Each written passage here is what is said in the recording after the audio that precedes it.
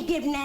تعال نجاوب على السؤال ده، مين اللي اكل الجبنه؟ النهارده انا مش هسيبكم لحد ما تقروا وتعترفوا. في كتاب صغير جدا بسيط جدا لكن ضرب في قلب المشكله، هو موفد ماي تشيز، او مين الذي حرك قطعه الجبنه بتاعتي. القصه بتحكي عن 4 شخصيات، 2 فار ستيف وسكوري و2 بشر اقزام هيم وهاو. ال4 شخصيات عايشين في متاهه، بيدوروا كل يوم على الجبنه، والجبنه هنا مش اكل، الجبنه رمز لاي حاجه بنسعى وراها، وظيفه، حب، استقرار، نجاح، مال. في يوم الجبنه اختفت، الفيران اتصرفوا بسرعه، قالوا الجبنه اختفت لازم نتحرك، انما البشر لا. هيم فضل يصرخ ليه حصل كده، وهاو استنى يمكن الجبنه ترجع. وفي النهايه هاو قرر يتحرك، يتغلب على الخوف ويدور في المتاهه، وكتب على الحيطه رساله بتقول لو ما اتحركتش هتختفي مع الجبنه. القصه رمزيه جدا لكنها بتكشف واقعنا، احنا مين؟ ستيف اللي بيتاقلم بسرعه، ولا هيم اللي بيقعد يلوم الظروف؟ كم مره الفرصه راحت والمكان اتغير والسوق اتقلب واحنا فضلنا قاعدين في نفس المكان مستنيين الوضع يرجع زي ما كان. الحقيقه مفيش حاجه بترجع زي ما كانت. الناس الناجحين مش هم اللي اتولدوا في ظروف احسن، الناس الناجحين هم اللي اول ما شموا ان الجبنه بتخلص اتحركوا يدوروا على غيرها. اما الباقيين لسه بيقولوا انا مظلوم، الدنيا غداره. الدروس المستخلصه، اول حاجه التغيير مش اختيار، التغيير هو القاعده. تاني حاجه لو فضلت مكانك يبقى اخترت انك تفشل بايدك. شاركني في الكومنتات وقول لي انت فين دلوقتي، لسه مستني نفس الفرصه ولا بدات تمشي في المتاهه؟ وما تنساش تعمل لايك وسبسكرايب لان الفيديو اللي جاي هيخليك تراجع كل خطه في حياتك.